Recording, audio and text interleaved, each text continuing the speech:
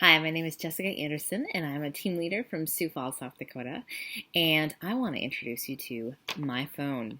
In this video, we're going to talk about picking up the phone in our business. And my phone, it's an iPhone 6, nice and thin and lightweight. I got this for free, which was very exciting. While it's very lightweight, sometimes it does feel like it's 100 pounds because I really don't want to pick it up and use it. However, I will say I love my phone because of my phone and what I have done with it in my Usborne business. I have earned trips around the world. I've earned iPads. I've earned almost everything that Usborne so graciously hands out because the key to this business is connections with people. And my phone has played a big part in that. And so when we talk about picking up the phone, it really is the key to a business that provides you everything that you could hope and dream for. But it can also be the barrier to giving up and saying that, oh, this didn't work for me.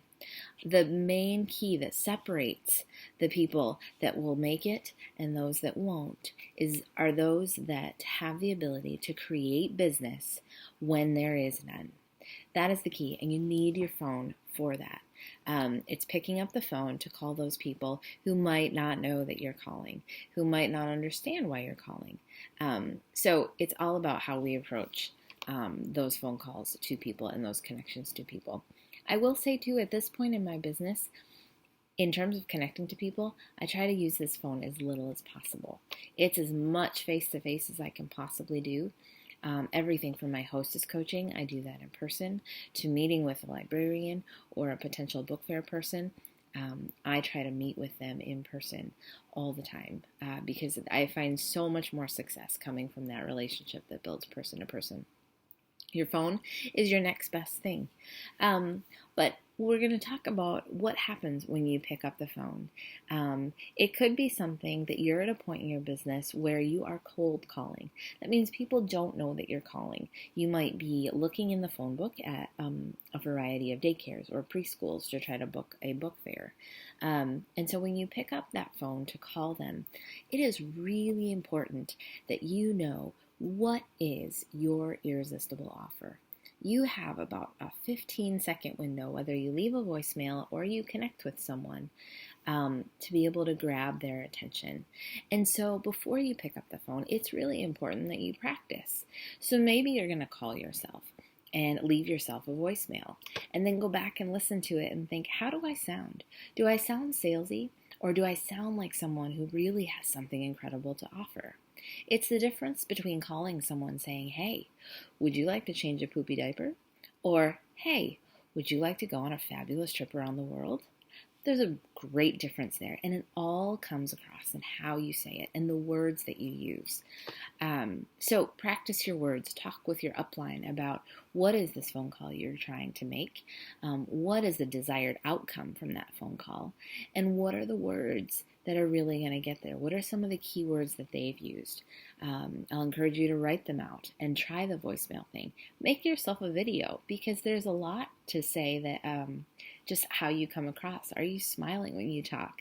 You might sound totally different if you have that smile on your face and you're genuinely excited about what you're going to call. The second type of call you might make is a warm call. And with IMN, which is our newsletter that goes out, Usborne automatically sends that out for us once a month. It's a great newsletter. And on day 1, 3, and 5, 1, 3, and 5, after it's been sent, you get a warm call report, which means it'll show you what people clicked on, so that you can kind of gauge who might be interested in hosting, who might be interested in joining. And so now it's a little bit easier to pick up the phone because you do know they're interested. And you can call and tell them that, hey, I've just been thinking about you, and I would love to do a party with you. I would love to get some friends together and have a night to hang out. The last thing that you want to do is call and say, hey, I saw you clicked on my newsletter, because that sounds really stalkerish. Again, it comes down to picking the right words. What is your irresistible offer that's going to excite them about an opportunity to get together with you? Maybe it's just to grab coffee. Maybe you're booking the date right then. But what is it that's going to make that relationship go that next step farther.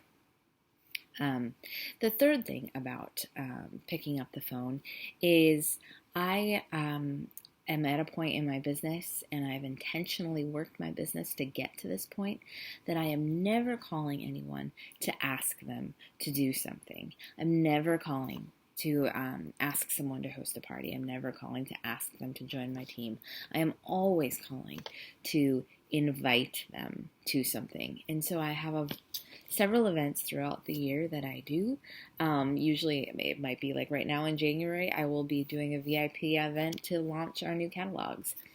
It's a no-buy event where people can just come and see all the new titles. We'll play bingo. I give away a lot of free ones through that. So it's a fun night out that my hostesses look forward to, and people will host because they want to get invited to this. It's not an open free-for-all that everybody gets to come to, because I want those hostesses to be able to reap the benefits of the free books that I give away.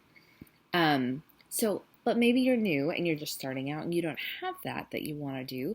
But this is when throwing your own launch party, throwing several of them on a weekend, on a weeknight, so you have multiple things for people to come to. Spoil them. Make some great treats. Make them dinner. Pick your key people that you really want to connect with. Who would you love to be your first hostesses? Spoil them. Tell them how much you are excited about this business and how you're excited to spoil them with the double free books that you get to offer right into as you're starting out. It all comes down to your irresistible offer and what it is you're trying to obtain, and the words that you put into place to use that. And that takes a lot of practice. Now that I've been in this 5 years, there's a lot of words that just roll off my tongue.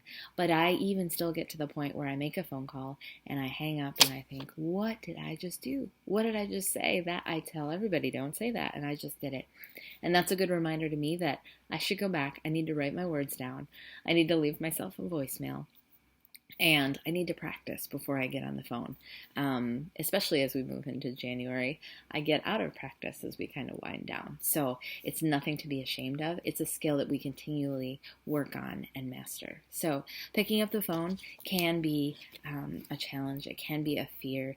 It can be an obstacle that we need to overcome. It was for me. But it gets a lot less scary when you do it. And so I would suggest setting aside some time each week to make your customer care calls. Follow up with people that have already received their books. Ask them how they're enjoying it. Those are really pleasant calls to make. And then as you get going, then maybe save a few of your booking calls for the end, when you've already gotten a chance to talk to people who are really excited about your books. Again, if you have any questions, I would be happy to help. And so you can email me at bookstosmileabout@gmail.com. Thanks for listening.